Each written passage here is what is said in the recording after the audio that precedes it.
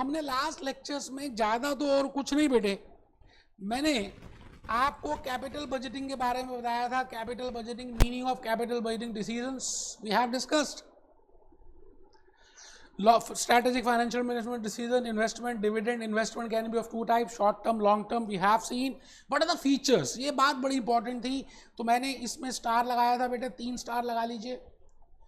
All long term investment decisions or just investment decisions or capital budgeting decisions, they require huge sum of money, irreversible, can affect MPS. So following are the features हमने देख लिए थे. Examples, फिर हमने देखे थे what are the examples of capital budgeting, and I have given you the very brief various real case studies in relation to Nano, in relation to Reliance Jio, in relation to corporate restructuring. ये भी कर लिया था, फिर हमने ये भी discuss किया था, ये भी किया था, ये भी किया था, ये भी किया था, ये भी किया था, विजय माल्या भगोड़े की बात की थी. And then in the last lecture number 2 I started with the project report. मैंने प्रोजेक्ट रिपोर्ट बताने की बातें की थी. आपके हॉक में, ग्लेम में, वायले में इसका नाम उन्होंने मेंशन कर दिया, कैपिटल बजटिंग प्रोसेस. आएंगे हम सब कुछ आपकी बुक के हिसाब से कवर करेंगे, बट पहले 3-4 लेक्चर्स आप मेरे हिसाब से कर लीजिए. मुझे खून दे दीजिए पहले 4-5 लेक्चर्स में, मैं आपके लॉजिक्स, आपको आज़ादी, आपको सीएम में यूएसए मैनेजमेंट अकाउंटेंट बना के दे दूंगा. Then we have seen that because it is a long-term decision, it has so many features, it involves, it is important to prepare a project report, and in a project report these are the factors to be taken into account. We have seen non-monetary factors, monetary factors देखे थे, project report, non-monetary, monetary, और फिर मैंने कहा था non-monetary में आप CMA USA कर रहे हैं. I have given the example of CMA USA that if you are doing CMA USA there are 2 factors, non-monetary and monetary. Non-monetary में we have seen locational factors बड़े सारे थे, मैंने तो 3-4 ही बताए थे. Locational, marketing and technological factors जो मोस्ट इंपॉर्टेंट है, which we have discussed. And I have given the example of Ambuja cement या सीमेंट इंडस्ट्री का बताया था, डायमंड इंडस्ट्री का बताया था, सॉफ्टवेयर इंडस्ट्रीज का बताया था, availability of labour and all that, technological factors and political factors. Then we have seen what is the meaning of brand ambassadors, how I can say that marketing factors are also play a very important role. It means जब भी आप कोई भी काम करते हैं, जैसे आपने पहले जॉब अपॉर्चुनिटीज भी देखी कि सीएम में यूएसए के बाद मुझे कितनी जॉब अपॉर्चुनिटीज मिल जाएंगी. आपने देखा कि मेरी मैरिज का भी टाइम है और मेरे पास इतना टाइम है, तो I can devote this much of time, because if you have join CP USA तो उसमें टाइम थोड़ा सा ज़्यादा लगता है, सीएफए यूएसए में और ज़्यादा लगता है. अब सीएफए यूएसए में फाइनेंस कोर्सेज हैं. Now it is your hobby also, कि आपका हॉबी क्या है, आप किस प्रोफाइल में ऑलरेडी वर्क कर रहे हैं और आपकी लाइकिंग क्या है, आपके सपने क्या हैं. तो on the basis of that you have joined CMA USA. So there are so many factors to be taken into account. Similarly for a capital budgeting decision there are so many factors to be taken into account. क्या कितना बढ़िया लिखा है, success is not final, failure is not fatal, it is a courage to continue that counts. हार जीत तो लगी आई है यार. मोहम्मद गोरी पता नहीं कितनी बार हार गया पृथ्वीराज चौहान से, हिम्मत नहीं हारी मोहम्मद गोरी ने, फिर लगा. हमने कोशिश नहीं छोड़नी है. ठीक है जी. तो नेक्स्ट पॉइंट में हम आ गए थे. इसके बाद मैंने ये सब बता दिया था, सारे ब्रांड एम्बेसडर्स की बातें की थी. आज के इस लेक्चर में मैंने आपको ये बताना है that we have started that monetary factors. और मॉनिटरी में मैंने 3 कटोरियाँ बनाई थी, 3 पोटलियाँ बनाई थी, 3 मटके बनाए थे. एक मटके का नाम था कैश फ्लो क्राइटेरिया, दूसरे मटके का नाम था टाइम वैल्यू ऑफ मनी, तीसरे मटके का नाम था capital analysis, capital investment analysis tools, methods जो भी हमने करने हैं. देखते हैं आज होंगे, नेक्स्ट लेक्चर में होंगे, कोई टेंशन की बात नहीं है बेटे. कैश फ्लो क्राइटेरियाज में मैंने 2 बातें बताई थी, एक आउटफ्लो और एक इनफ्लो. आउटफ्लो मतलब जो हमारी जेब से चला जाता है और जो हमारी जेब में आ जाता है उसको इनफ्लो बोलते हैं. It means I have told you that there is a difference between the profit which you calculate as per profit and loss account, as per companies act, as per security exchange commission of USA, and there is a difference in the cash profit which is being calculated by management accountant, because management accountant को और कुछ भी नजर नहीं आता. पैसा पैसा पैसा. बेटे हमने गाना भी देखा था, पैसा पैसा करती है ये ले तू पैसा हो जा तू मेरी. नेक्स्ट लेक्चर में दिखाऊंगा बेटे आपको cash from operating activities. And then I have told you a formula that is profit after tax plus depreciation. profit after tax plus depreciation. So this is a formula which you will be using for calculating cash inflow. Cash outflow means which is going out of the business. बेटे आराम से देखो, एक बात समझनी है, मैं भूपेश आनंद एक बात आपको जरूर कह रहा हूँ कि ये अगर आपने नोट किया तो बड़े इंपॉर्टेंट मैंने पीपीटीज प्रिपेयर किए हैं बेटे। हॉक ग्लैम वायले को मिक्स करके माइंड यूज करके आपके लिए ये बनाई है, फिर भी नहीं लिखेंगे तो अच्छी बात नहीं है ना बेटे। Going out of the business, it has two features, आप लास्ट क्लास में लिख चुके हैं। It occurs in the beginning, that is it occurs in the beginning means at T0. It involves certainty factor means होगा, आपको incur करना पड़ेगा। Cash inflow means cash profit, बेटे इसका नाम है कैश प्रॉफिट, और मैंने लास्ट लेक्चर में बताया था, अभी आप समझ लीजिए, profit after tax plus depreciation. It comprises of two features. Cash inflow की बात कर रहे हैं, कैश इनफ्लो की बात कर रहे हैं। First feature is it is in the future period of time, भविष्य में होगा, भविष्य में होगा। आप यहाँ खड़े हैं, ये फर्स्ट ईयर में होगी, फिर सेकेंड ईयर में भी होगी, थर्ड में भी होगी, फोर्थ में भी होगी, और अनसर्टेनिटी फैक्टर इज देयर, ठीक है जी। फिर मैंने दोस्तों एक टाइमलाइन बनाई थी, समय की रेखा। ये माइनस क्या है बेटे आउटफ्लो, ये प्लस क्या है इनफ्लो। जनरली हम प्लस को इनफ्लो से रिलेट करते हैं, मतलब इनफ्लो को प्लस से रिलेट करते हैं, क्योंकि कुछ आ रहा है ना और कुछ जा रहा है तो माइनस, ठीक है जी, बहुत बढ़िया। अब आपसे ये मैंने लास्ट लेक्चर में बताया था कि वो सारी चीजें फ्यूचर टेंस की हैं। ये फ्यूचर टेंस है, ये फ्यूचर टेंस है, ये फ्यूचर टेंस है, ये फ्यूचर टेंस है, ये फ्यूचर टेंस है, and this is present tense. It means I cannot compare, you know, if I want to evaluate, if I want to find out the viability of a project, you know, as a management accountant, I cannot compare these inflows statically as it is. Rather, I have to, बेटे इनमें मुझे fair and lovely लगानी पड़ेगी।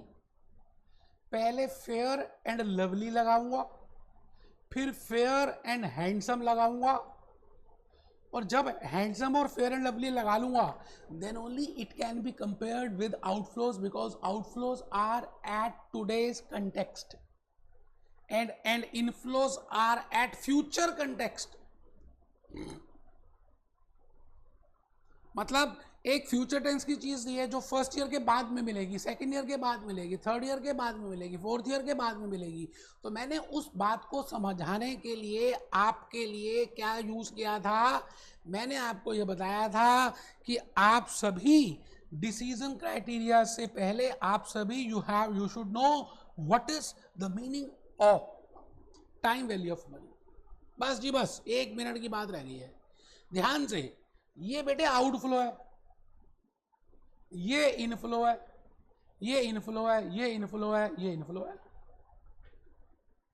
और ये समय मैं assume कर रहा हूं कि टाइम यहां से स्टार्ट हो जाता है और 4 इयर्स का प्रोजेक्ट है, तो यहां पर T0 है, ये T1 है, this is T2, this is T3, this is T4। लीजिए, मुश्किल कुछ है ही नहीं जी। आज आप इन्वेस्टमेंट करेंगे, बीज आज बोएंगे तो फल आज थोड़ी आएगा, फल बेटे फ्यूचर में आएगा। आम का पेड़ लगाया तो आम के पेड़ में तो 10, 12, 15 साल के बाद खाना फल आता है।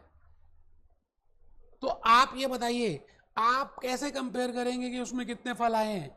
तो हमने क्या करना है, अज्यूम करते हैं कि आप $1,00,000 का आपका आउटफ्लो है। तो फर्स्ट ईयर में मैं अज्यूम करता हूं, फर्स्ट ईयर में $10,000 की इनफ्लो है। सेकेंड ईयर में मैं अज्यूम कर रहा हूं कि $15,000 की इनफ्लो है। थर्ड ईयर में मैं अज्यूम कर रहा हूं कि $20,000 की इनफ्लो है। और फोर्थ ईयर में मैं अज्यूम कर रहा हूं कि $25,000 की इनफ्लो है। बेटे ऐसा जरूरी है कि ऐसे इंक्रीजिंग ऑर्डर में होगी। Inflows can be in any order, they can be equal, they can be unequal, they can be increasing, they can be static, they can be decreasing। तो आप में से कुछ बच्चों को ना नींद आ रही है, वो एक्चुअली में लेट के पढ़ रहे हैं, तो उनको लग रहा है शायद इंक्रीजिंग होगी, वो बेवकूफ़ है, मैं क्या करूं भैया। कैश इनफ्लो तो कुछ भी हो सकती है, किसी भी तरह से हो सकती है, तो चांस की बात है, मैंने इंक्रीजिंग ले लिया। ये 1 लाख है, 1 लाख आपकी जेब से जा रहा है, ये आ रहा है, ये आ रहा है, ये आ रहा है, ये आ रहा है, ये आ रहा है, ठीक है जी। अब आपको ये बताना है कि whether this project is viable or not. So my friends, I cannot compare this 10,000, this 15,000, this 20,000, this 25,000 in total. इसको टोटल करके हम कंपेयर नहीं कर सकते। पहली बात, आप ये नहीं कह सकते 10 + 15 25, 25 + 20 45, 45 + 20 70, $70,000 अगर आप टोटल देखें, $70,000, $70,000, $70,000 का अगर आप टोटल देखें तो बेटे पहली बात, हम इस 70 को टोटल को इसके साथ कंपेयर कर ही नहीं सकते, और 70 का कोई अपने में मीनिंग ही नहीं है। दूसरी बात तो ये भी है जी, भाई साहब आप क्या कर रहे हैं, फर्स्ट ईयर के इनफ्लोज को सेकंड ईयर के इनफ्लोज के साथ, इसका मतलब आप ये अज्यूम कर रहे हैं कि इन्फ्लेशन होगी नहीं, आप ये अज्यूम कर रहे हैं कि डिमांड और supply will be remaining same, because inflation तभी होता है जब demand is more than supply. आप अज्यूम कर रहे हैं दुनिया बिल्कुल वैसी है, पॉपुलेशन बढ़ेगी नहीं, आप अज्यूम कर रहे हैं सब कंट्रीज एक दूसरे मोहब्बत से प्यार से काम करेंगे और एक दूसरे का शेयर करेंगी। बेटा रियलिटी में ऐसा नहीं होगा, demand is not equal to supply. आज आप सीएम में यूएसए कर रहे हैं, आप उसको यू हैव टू पे डॉलर्स पेमेंट करनी पड़ रही है, एग्जामिनेशन और रजिस्ट्रेशन फीस। कभी आपने सोचा कि आप इंडिया में रहकर, मैं तो कहता हूं इस दुनिया की किसी भी कंट्री में रहकर, whenever you want to do any foreign transaction you have to pay in USD, United state dollars में ही पेमेंट क्यों करनी पड़ती है? बट एक चैप्टर है सेक्शन बी में यूनिट 5 फॉरेन एक्सचेंज के ऊपर है, मैं बताऊंगा बेटे आपको कि वाई यू हैव टू पे इन डॉलर्स। आज का मुद्दा नहीं है, आज कुछ और बताना है, इसलिए मैं उसमें टॉपिक भटक जाएगा, इसलिए अभी मैं वो नहीं बता रहा। आप बस कमर सीधी करके बैठे भाई साहब, ढीले हुए हैं, आप रजिस्टर ओपन कर लीजिए, कैलकुलेटर निकाल लीजिए, अभी करना है ना कैलकुलेशन। तो मैंने आपसे एक बात बताई थी जो मुझे थोड़ी सी रिपीट करनी है। मैंने आपको लास्ट क्लास में कहा था कि आप बहुत छोटे से बच्चे थे, आप स्कूल जाते थे, एक दिन आपकी मैडम ने आपको प्रिंसिपल की बात बताई, फिर उसने मैडम ने सिंपल इंटरेस्ट कैलकुलेशन की बात बताई कि भाई ये सिंपल इंटरेस्ट होता है, और फिर आपको मैडम ने अमाउंट की बात भी बताई कि ये अमाउंट होता है। सपोज कर रहे हैं $1,000 का प्रिंसिपल है, सपोज कर रहे हैं 10% रेट ऑफ इंटरेस्ट है, तो $100 का आपको एक साल का 10% रेट ऑफ इंटरेस्ट मिल गया। मैंने डायरेक्टली कैलकुलेट कर दिया $100, और फिर आपने $1100 अमाउंट कैलकुलेट कर लिया।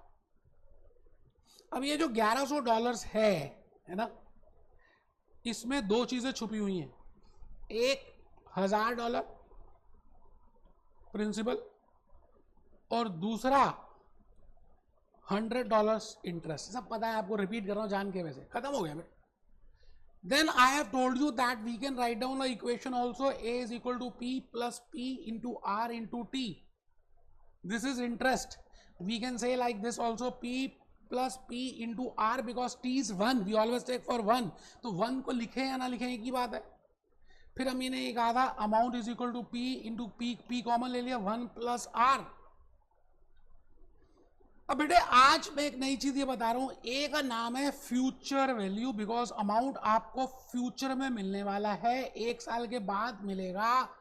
एंड दिस पी जो मैंने लास्ट लेक्चर 2 में नहीं बताया था, this P is named as present value, और for 6th class standard this P can be principal and A can be amount, but for a management accountant this is future value and that is present value. So this is the relationship between present value and future value. बेटे ये मोहब्बत है, मोहब्बतें।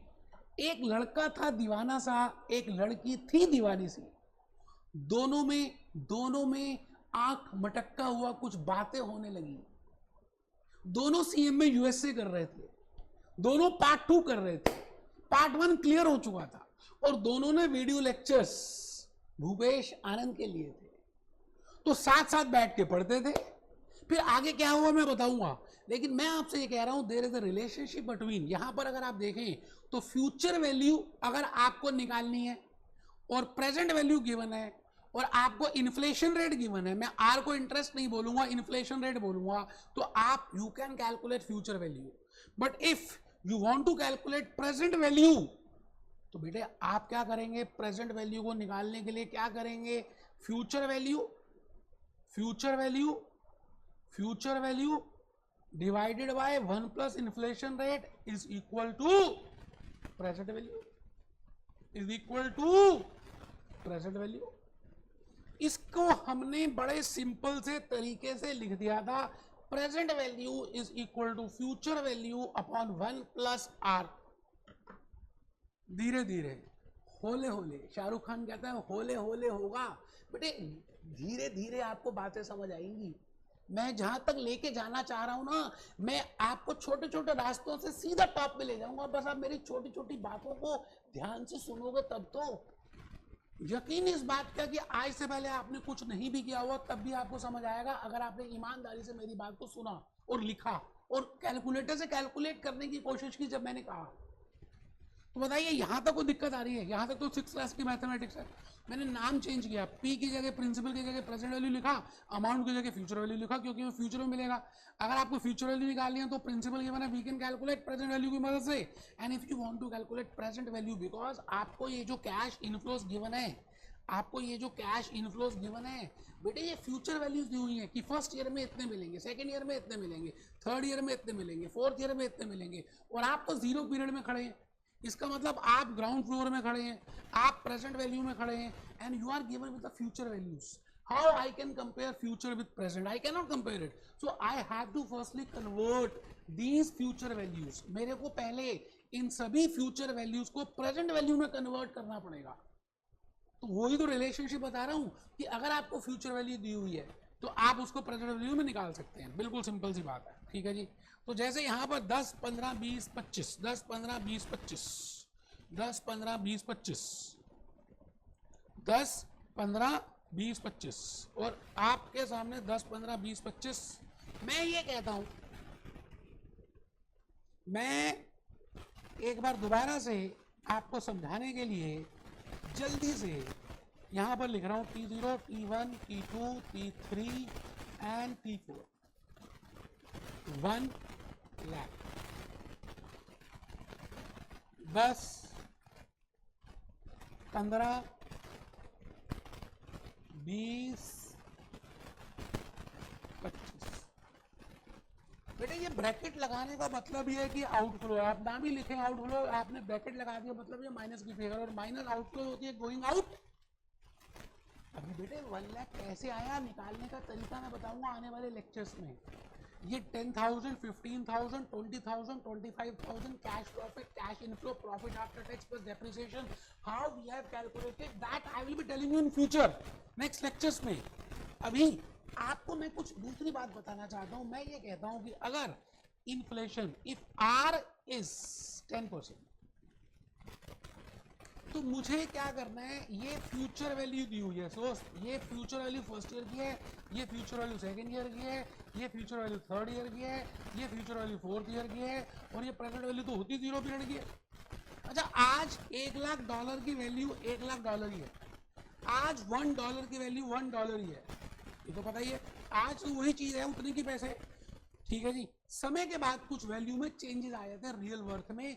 मैं अब आपसे ये कहता हूं कि आप ये बताइए कि आपको फ्यूचर वैल्यू तो दी हुई है, प्रेजेंट वैल्यू निकालनी है, तो मैं क्या करूंगा, future value upon 1 plus r कर दूंगा। तो मैंने क्या किया, 10,000 डिवाइडेड बाय 1 प्लस 0.10, क्योंकि 1 साल का है, तो ये आ गया जी $9,090 अप्रॉक्सीमेटली। मैं डेसिमल्स को भी छोड़ रहा हूं, बोलो हाँ या ना तो बोल दो। अब बेटे पेपर में क्या होगा, आपको तो ऑब्जेक्टिव टाइप क्वेश्चन करने जल्दी जल्दी करना, अगर आप ऐसे करेंगे तो समय लगेगा।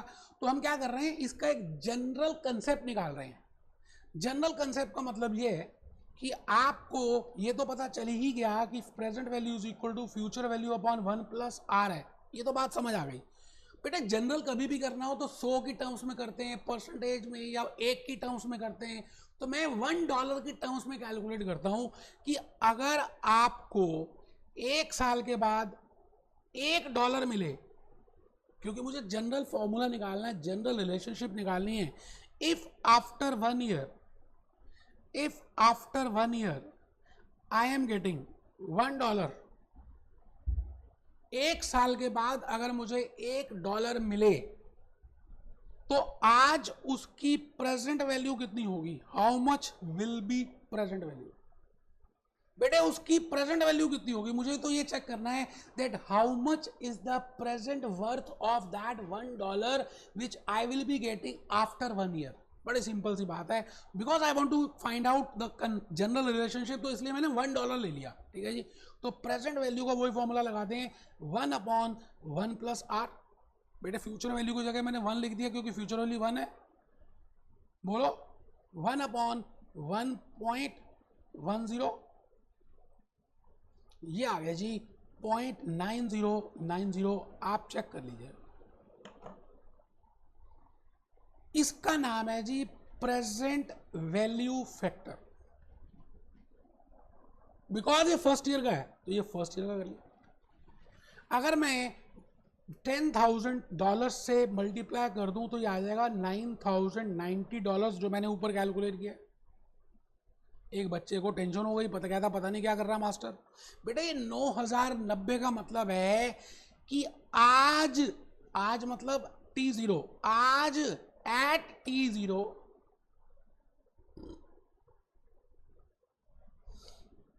और ऐसा समझ लीजिए $10,000 which management accountant will be getting after 1 year, after 1 year has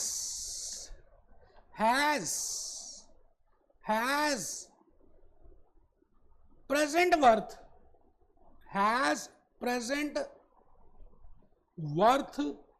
of $9,090। एक बच्चा कहता है हिंदी में समझाओ मास्टर। बेटा बिल्कुल बताऊंगा, जर्मन में, फ्रेंच में, उर्दू में, हिंदी में, इंग्लिश में भूपेश आनंद बताएगा। I want to tell you that $10,000 which I will be getting after 1 year has present worth of $9,090 of today. It means whenever I want to evaluate this project, I will not take $10,000 as cash inflow, rather I will take $9,090 as cash inflow. एक बच्चा कहता है sir second year का बताओ। बेटे second year में 2 साल के बाद जो आपको 15,000 रुपए मिलेंगे, 2 साल के बाद, यहां था फर्स्ट ईयर, यहां बेटे 2 साल की महंगाई हो चुकी होगी। एक फर्स्ट ईयर में महंगाई हुई होगी और एक सेकेंड ईयर में महंगाई हुई होगी। इसका मतलब रियल वर्थ निकालने के लिए हमें 2 इन्फ्लेशन रेट का सहारा लेना पड़ेगा। मैंने अज्यूम किया कि फर्स्ट ईयर में भी 10% की महंगाई है, inflation rate is 10%, and in second year also there is an inflation rate of 10%। It means in 2 years there is inflation of 10% and 10%। It means I have to find out that how much will be the value. बेटे हम बिल्कुल वैसे ही करेंगे, simple सा concept लगाएंगे जो मैंने आपको ऑलरेडी बताया, बस खत्म होने वाली है बेटे क्लास। एक बच्चे ने मुंह छोटा कर लिया। बेटे आपको मैंने बताया future value is equal to present value upon 1 + r, but यहां पर because there are 2 years time interval, actually में ये कंसेप्ट है future value is equal to present value upon 1 + r raise to power n। मैंने first case में बताया नहीं क्योंकि वो 1 ही था, तो मैंने कहा पहले आप उसमें ध्यान इसमें दो, कोई बात नहीं। तो बेटे आप ये बताइए आपके हिसाब से अगर मुझे प्रेजेंट वैल्यू निकालनी है, अच्छा पहले गलती कर दी बेटे, थोड़ा सा गलत कर रहा हूँ। देखो जी मुझे ना यहाँ पर प्रेजेंट वैल्यू लिखना था और यहाँ फ्यूचर वैल्यू लिखना था। आप समझ रहे हैं क्यों? This is present value, this is future value, this is future value, this is, रटना है ही नहीं यार, रटना नहीं है।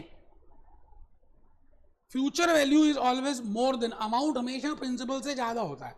तो present value is equal to 1/1 + r raise to power 2 अगर मुझे सेकेंड ईयर के लिए करना है।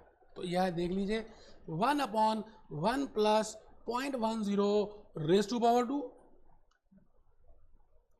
1 डिवाइडेड बाय 1.10, ये आ गया जी 0.9090 आया फर्स्ट ईयर का। मैंने लास्ट लेक्चर में बताया था कि कैलकुलेटर की टेक्निक बताऊंगा, ये आया 0.9090। तो पहले फर्स्ट ईयर तक पहुंचेंगे, जैसे मतलब मुझे यहां पहुंचना है, I want to reach here, है ना, मुझे यहां पहुंचना है, मैं यहां खड़ा था, तो पहले मैं यहां पर आऊंगा, फिर यहां आऊंगा। अच्छा यहां पर आने के लिए 0.9090, फिर यहां पर आने के लिए मेरे को दोबारा से डिस्काउंट करना पड़ेगा, तो मैं डिवाइड किया 1.10, जो मेरे कैलकुलेटर में था ना 0.9090, उसी को डिवाइड कर दिया मैंने 1.10 से, क्योंकि 2 बार करना है। तो ये आ गया बेटे 0.8264। तो मैं अब आपको ये कह रहा हूं रुपी वन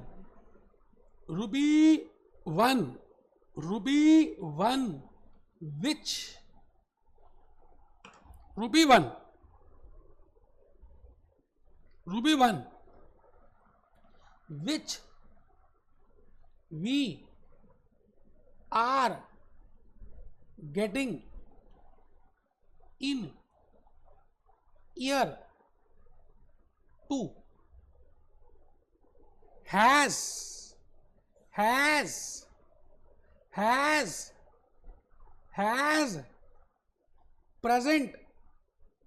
present worth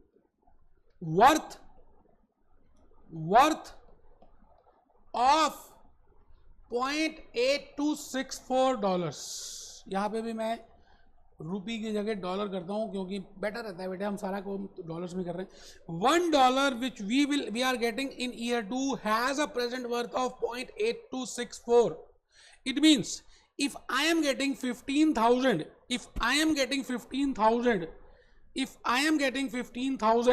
अगर मैं 15,000 मुझे मिल रहे हैं, 15,000 कहां से आया बेटे? पहले ईयर में 10,000 माना था ना, सेकेंड ईयर में 15,000। तो मैं आपसे ये कह रहा हूं if I am getting 15,000 in second year, तो बेटे मैं सीधा क्या करूंगा, $15,000 को 0.8264 के साथ गुणा कर दूंगा। ये आ ही रहा है 0.8264, आगे भी है, इंटू 15,000 मैंने कर दिया जी, ये आ गया $12,396। डेसिमल से इग्नोर कर रहा हूं। इट मीन्स इसका यह भी मतलब है, क्या मतलब है, $15,000 of year 2 is equal to $12,396 of year 0। अलग अलग ढंग से, अलग अलग तरह से बता रहा हूं कि आपको लॉजिक समझ आए मैं कहना क्या चाह रहा हूं। या ऐसा समझ लीजिए, real worth of $15,000 at T0 is $12,396। लो जी, रियल वर्थ इज $12,396। और ऐसा समझ लीजिए, the basket of goods which I can purchase today at T0 with $12,396, the same basket of goods I can buy after 2 years at $15,000 by paying $15,000 because of inflation, because of महंगाई। ठीक है जी। तो अब मैं बस लास्ट पॉइंट में आ गया जी, मैं अपने चर्चा के कंप्लीशन में आ चुका हूं। मैं ये चाहता हूं कि आप इस तरह से समझ लीजिए, जो मैंने लिखा है, पहले मैंने कॉलम बनाया ईयर का, ठीक है सर, फिर मैंने एक कॉलम और बनाना है, फिर मैंने एक कॉलम और बनाना है, फिर मैंने एक कॉलम और बना देना है। ये मैंने बनाया कैश फ्लो का, और ये बनाया मैंने प्रेजेंट वैल्यू फैक्टर्स का, और ये बनाया मैंने present value of cash flows. बिल्कुल धीरे धीरे आराम से चलेंगे, आपको समझ आएगा, इस बात का दावा है। ये 0 है, ये 1 है, ये 2 है, ये 3 है, और ये 4 है। कैश फ्लो बेटे $1,00,000 आपकी जेब से जा रहे हैं। फर्स्ट ईयर के एंड में $10,000 आ रहे हैं, फिर $15,000 की इनफ्लो है, फिर $20,000 की इनफ्लो है, फिर $25,000 की इनफ्लो है। डॉलर्स मैंने ऊपर कॉमन ले लिए। 10% का डिस्काउंटिंग रेट हमने देख ही लिया, इन्फ्लेशन रेट। आज $1 की वैल्यू $1 ही है, ठीक है जी। फर्स्ट ईयर का आपको निकालना सिखा दिया 0.9090, बड़ा इजी है, देखो कैसे करना है। कैलकुलेटर आपके पास है, वन वही जनरल फॉर्मूला जो बताया था, मेरे को प्रेजेंट वैल्यू निकालनी है क्योंकि फ्यूचर वैल्यू मुझे पता होगी, तो present value equal to future value upon 1 plus inflation rate. Future value को मैंने 1 ले लिया है, तो मैं क्या कर रहा हूँ 1 डिवाइडेड बाय 1.10, ये आ गया जो 0.9090, ये तो फर्स्ट ईयर का आ गया। अब क्या करें, डिवाइड करें बस 1.10, ये आ गया जी 0.826, अभी बताया इसका मीनिंग। अब इसको भी थर्ड ईयर के लिए डिवाइड करें 1.10, ये आ गया जी 0.7513, कितनी जल्दी जल्दी आ रहा है। फिर इसी को डिवाइड करते हैं 1.10, ये आ गया जी 0.6830। बिल्कुल आराम से चलिए कैलकुलेटर से कैलकुलेट करके देखिए, बिकॉज आने वाले क्वेश्चंस में हमें कैलकुलेटर्स की मदद से काम करना पड़ेगा। अभी मैं मॉनेटरी फैक्टर्स में एक बच्चा भूल गया, मैंने कहा प्रोजेक्ट रिपोर्ट कर रहे थे, प्रोजेक्ट रिपोर्ट में नॉन मॉनेटरी फैक्टर्स थे, मॉनेटरी फैक्टर्स थे। मॉनेटरी फैक्टर्स में 3 पोटलियां थी, एक कैश फ्लो क्राइटेरिया भी था, एक टाइम वैल्यू ऑफ मनी था, एक कैपिटल एनालिसिस मेथड्स थे। अभी मैंने कैपिटल एनालिसिस मेथड्स पे पहुंचा ही नहीं। I am on time value of money with a real case study. I want to explain that what I mean by time value of money, what is the meaning of present value, how with the help of simple interest formula we can calculate it, and how with the calculator we can easily calculate these present value factors. उसके बाद तो कुछ भी नहीं है जी, multiply करना है और आपके पास प्रेजेंट वैल्यू आ जाएगी। जैसे 1 लाख को मैंने 1 से मल्टीप्लाई किया, तो मैंने ब्रैकेट जान के लिखा है, क्योंकि ब्रैकेट का मतलब है आउटफ्लो, आउटफ्लो का मतलब है पैसे जा रहे हैं। अच्छा, फर्स्ट ईयर का करना है, तो फर्स्ट ईयर में 10,000 इंटू $0.9090, ये आ गए जी $9,090। सीधा हो जाएगा बेटा, तो बड़ी जल्दी जल्दी होगा। 15,000 इंटू 0.8264, ये आ गया जी 12,396, ये तो मैंने करके दिखाया था। फिर मुझे थर्ड ईयर का करना है, तो थर्ड ईयर की फ्यूचर वैल्यू कितनी है 20,000, जो मुझे थर्ड ईयर के बाद मिलेगी। और थर्ड ईयर का टाइम वैल्यू फैक्टर कितना है 0.7513, जो मैंने पहले निकाल ली और आपको निकालना भी सिखा दिया है 15,026। फिर मैं आ गया जी फोर्थ ईयर में। फोर्थ ईयर में कैश इनफ्लो मुझे मिलेगा 25,000 फोर्थ ईयर में एंड में, और उसका प्रेजेंट वैल्यू फैक्टर कितना है 0.6830, ये आ गया जी 17,075। आराम से बेटे देखो, मैं आज का पूरा लेक्चर लगा दिया है, गला दर्द हो रहा है, फिर भी मैं चाहता हूं कि आपको मैं अलग अलग ढंग से, मेरी भावना को समझ रहे हैं ना आप, मैं जल्दी से निपटारा नहीं चाह रहा कि कोर्स खत्म, नहीं बेटे, प्यार किया है यार आपसे, आपको सीएमए यूएसए पूरा कंप्लीट बनाना है। तो ये जितनी भी इनफ्लोज हैं बेटे, हम इनको ऐड करेंगे, ये इनफ्लोज हैं, हम इनको ऐड करेंगे बेटे, इनको ऐड करेंगे, इनको ऐड करेंगे, हम इनको ऐड नहीं करेंगे, because these are future values, these are present values, and this is also present value. So I can compare घोड़े with घोड़े और गधे with गधे. In the last lecture I have told you, I can compare rabbits with rabbits. So now I can find out the total of these present values. For example, that first year 9090 plus 12396 plus 15026 plus 17075 is equal to 53,587। देख लीजिए लगभग इसी के आसपास आ रहा है, और $1 लाख आपकी जेब से जा रहा है। अब आप इसको और इसको कंपेयर कर सकते हो कि भाई आप कोई काम करते हैं तो $1 लाख का आउटफ्लो है, और उससे भविष्य में जो भी आएगा उन सब की प्रेजेंट वैल्यू 53587 है। तो क्या ये काम करना चाहिए या नहीं करना चाहिए?